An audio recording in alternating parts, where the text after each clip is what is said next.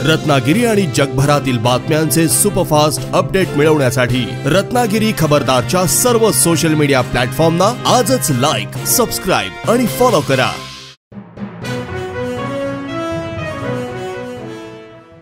Ratnagiri railway स्थानकावर आज पहाटेच्या सुमारास घडलेल्या एका धक्कादायक घटनेने खळबळ उडाली आहे।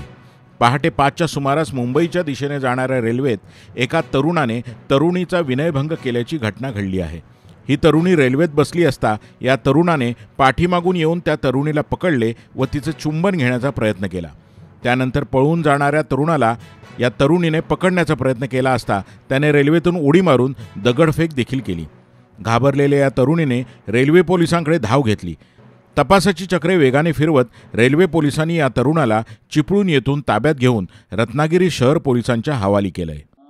सकाळी 5:30च्या सुमारास रत्नागिरी रेल्वे स्टेशन एक मुलगी ही डब्यात एकटी बसली होती आणि ती एकटी आहे याचा फायदा घेऊन एका समाजकंटकाने, एका गुन्हेगाराने तिला घट्ट पकडून तिचा कीस घेण्याचा प्रयत्न केलेला। त्या अनुषंगाने आम्ही तात्काळ ह्या घटनेची इन्फॉर्मेशन श्रीयुत विधाते RPF PI आहेत, त्यांनी पटकन त्यांची पूर्ण RPF ची टीम कार्यान्वित केली आणि त्या गाडी सुटल्यानंतर त्या मुलाचा चेस केले त्यांनी आणि त्यांनी चिपळूणमध्ये त्या मुलाला ताब्यात घेतलेला। चिपळूण पोलीस स्टेशनचे अधिकारी व अंमलदार हे RPF ला मदत करण्यासाठी आम्ही पाठवले। RPF व चिपळूणचे पोलीस असे त्या आरोपीला आता रत्नागिरी सिटीमध्ये घेऊन आले। आता त्याची सविस्तर चौकशी करून फिर्यादी व आरोपी या दोघांचे संबंध कोणते आहेत, कोणा कशासाठी आलेत याबाबत तपास चालू आहे आणि त्यानंतर पुढील कारवाई करत आहोत। जनशक्तीचा बुलंद आवाज म्हणजेच रत्नागिरी खबरदार।